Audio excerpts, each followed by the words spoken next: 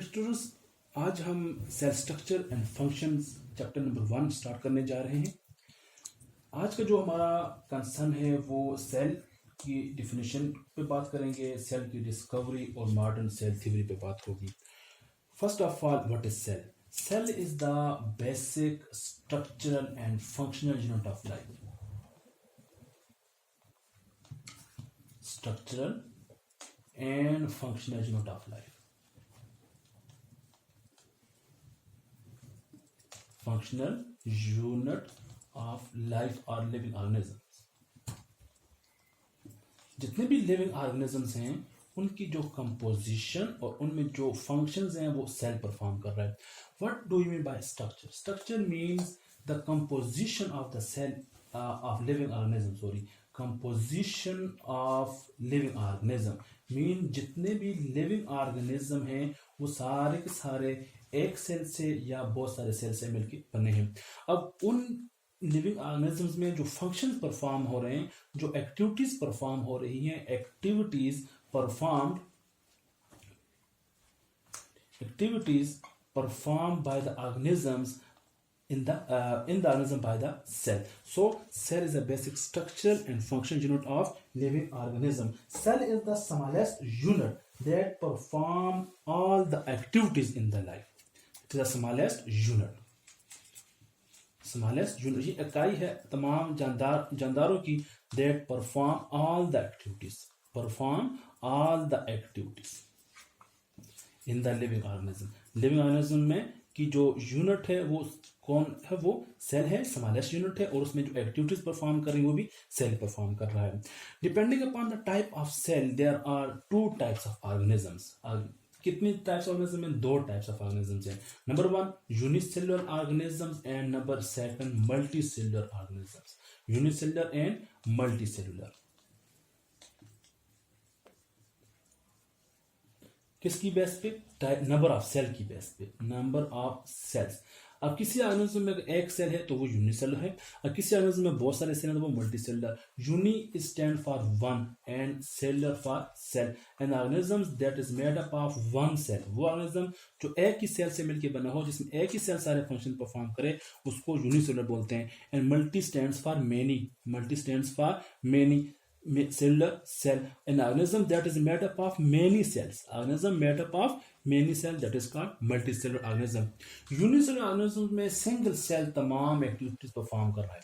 Single cell perform all activities for cell. Single cell perform all activities for cell.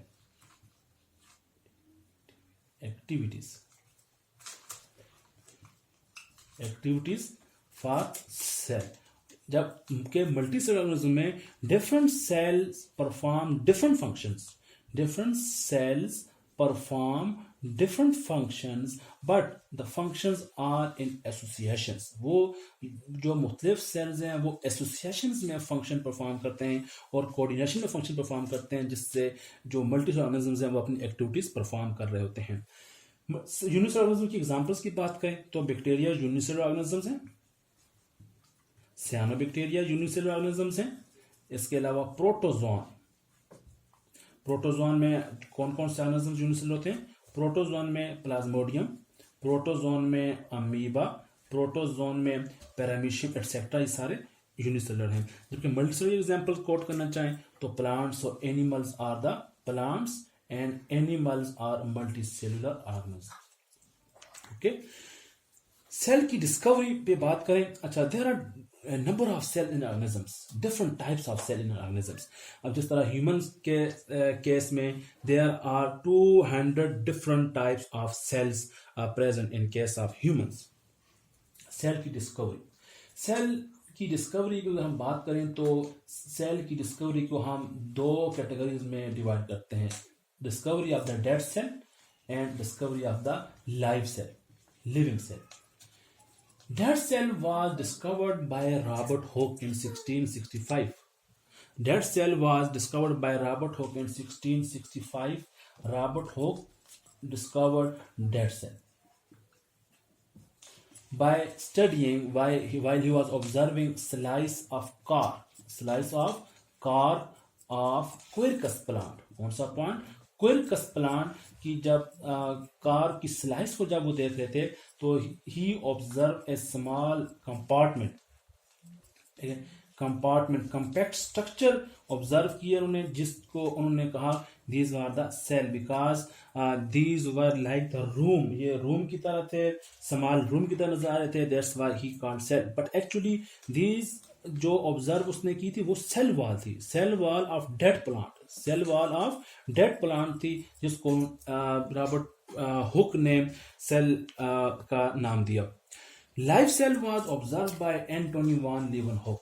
Live cell was observed by Anthony van Leeuwenhoek. Observed by Anthony van Leeuwenhoek. Antony वान लीवनहोक ये एक merchant था, ये इसका जो पेशा जो hobbies थी वो ग्राइंड लेंसेज, ग्राइंड लेंसेज इनकी हॉबीज थी। While he was grinding the lens he observe the rain water, उन्होंने रेन वाटर को ऑब्जर्व किया, तो रेन वाटर में ही सा ए वेरी स्मॉल क्रिएचर, जिसको उसने कहा एनिमल क्यूल्स का नाम दिया। किसका नाम दिया? एनिमल क्यूल्स का नाम दिया एंटोनी वान लीवनहोक ने। सो जो लिविंग ऑर्गेनिजम्स हैं, फिर उन्होंने प्रोटोजोआ और बैक्टीरिया को डिस्कवर किया in the dental plaques and in his own faeces. So हम कह सकते हैं डेड सेल को डिस्कवर किया रॉबर्ट हुक ने। जो रॉबर्ट हुक ने अपनी जो फाइंडिंग्स हैं माइक्रोग्राफी में जो प्रेजेंट की, वो सेल वॉल जो उसने देखी उसको उसने सेल का नाम दिया। So he observe the dead cell and the live cell was observe by discovered by Antonie van Leeuwenhoek. Cell theory पे बात करते हैं, what are the points of the modern cell theory.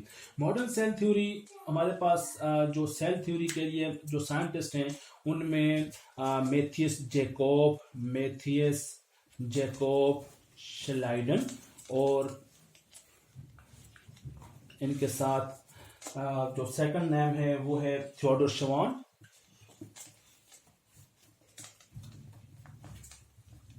And जो third नाम है Rudolf Virchow. ये Germany के botanist थे, he was a botanist, he was a zoologist and he was a cell biologist. लेकिन इन्होंने जो कंसेप्ट दिया वो सेल जो स्पॉन्टेनियस जनरेशन थ्योरी है उसको डिस्प्रूव किया। इन्होंने स्पॉन्टेनियस जनरेशन थ्योरी को डिस्प्रूव किया। जो जैकोब श्लाइडन और शवान का जो कंसेप्ट था कि क्रिस्टल से सेल ऑरिजिनेट होते थे, उन क्रिस्टल्स के वो उनका जो कंसेप्ट था वो spontaneous generation A biogenesis theory को सपोर्ट करता है, ए बायोजेनेसिस थ्योरी को सपोर्ट करते थे वो। हम कैसे याद रखेंगे कि श्वान जो है वो जोलॉजिस्ट है? श्वान जोलॉजिस्ट हैं इसलिए कि जो इनकी एक और कंट्रीब्यूशन है इन द एनिमल साइड में कि श्वान सेल्स जो न्यूरॉन का पार्ट हैं, जो न्यूरॉन में पाए जाते हैं, इनसे हम इनको याद कर सकते हैं। Schwann also observe discover the Schwann cells in the neurons. So Theodor Schwann was a zoologist and Matthias Jacob Schleiden was a botanist.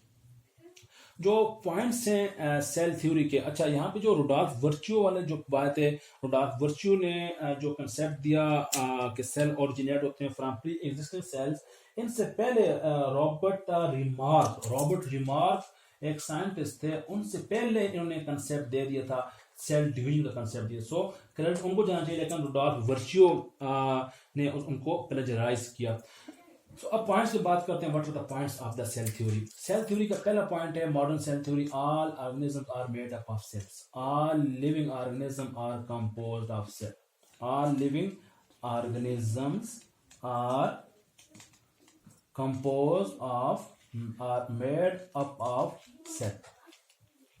तमाम जो लिविंग ऑर्गेनिजम्स हैं वो सेल से कंपोज्ड हैं। Cell is the basic structural unit of life, cell is the basic structural and functional unit of life, structural and functional unit of living organism, functional unit of living organisms। Number third point ये है कि जो activities हैं, जो functions हैं organisms की, वो totally depend करती हैं सेल की एक्टिविटीज पे। So all the functions of living organisms, all the functions of living organisms are the product of functions or activities of cell. Functions or activities of cell. जो sales activities of cell, जो cell जो function perform करते हैं वही collectively function होते हैं living organisms का। तो नेक्स्ट पॉइंट है उस पर हम बात करेंगे। Cell, all cell arise from pre existing cells. All cell arise from pre existing cells. तमाम सेल्स पहले से मौजूद सेल से ओरिजिनेट होते हैं। It disprove the spontaneous generation theory. ये जो कंसेप्ट दिया, यही कंसेप्ट दिया था रुडोल्फ वर्च्यू साहब ने। उन्होंने कहा कि all cell arise from pre existing cells, पहले से मौजूद सेल से ओरिजिनेट होते हैं। जो स्टेटमेंट थी उसको हम करें ओमनस सेलुला ई सेलुला, ओमनस सेलुला ई सेलुला। It means all cell originate from pre-existing cells. All cell originate from pre-existing cell। जो spontaneous generation या abiogenesis theory थी उसको completely यहाँ पे disprove किया, उसको रिजेक्ट किया। अब उसको प्रूफ किसने किया? ल्यूइस पास्चर साहब ने बाद में प्रूफ किया। Actually cells always originate from pre-existing from their parents। Next point, all cell contain genetic material। all cell contain genetic material or hereditary material। hereditary material, all cell contain hereditary material in the form of DNA। This hereditary material control all the activities of the cell। Number next point जो modern cell theory का है, metabolic reactions are always taking place in the cell। metabolic reactions are always occur or always take place in living organisms। अब अगर metabolic reaction क्या होती है? Metabolic reaction are the chemical reaction that take place inside the living organism. इसमें respiration है, oxidation, reduction है, digestion है और बहुत सारे जो केमिकल प्रोसेस हैं सेल में, उसको मेटाबॉलिक रिएक्शन बोलते हैं। सातवां पॉइंट जो सिंपल पॉइंट है, all living organism are composed of, all cell have same basic composition. All cells have same chemical composition. तमाम सेल्स की केमिकल कंपोजिशन क्या है? एक जैसी है। So these are the points of the modern cell theory. तमाम जो organism है वो सेल से कंपोज हैं। Cell basic structure function of living organism है। All function of living organism are the product of the function are activities of the cell and all cell arise from pre existing cells. All cell contain hereditary material. Metabolic reactions are always taking place inside the living organism और cell and all cell have the same chemical composition. उनकी जो carbohydrate composition या protein और lipid composition same है। अब एक question अक्सर MCQs के तौर पर पेपर में पूछा जा सकता है कि what was the old and what was the old organism. सबसे ओल्ड ऑर्गेनिज्म कौन से? तो वो यूबैक्टीरियम आइसोलेटम। यूबैक्टीरियम आइसोलेटम का नाम आता है यूबैक्टीरियम आइसोलेटम। यूबैक्टीरियम आइसोलेटम की जो एज है वो 3500 मिलियन ईयर्स है। So this is all about the cell, discovery of cell and modern cell theory.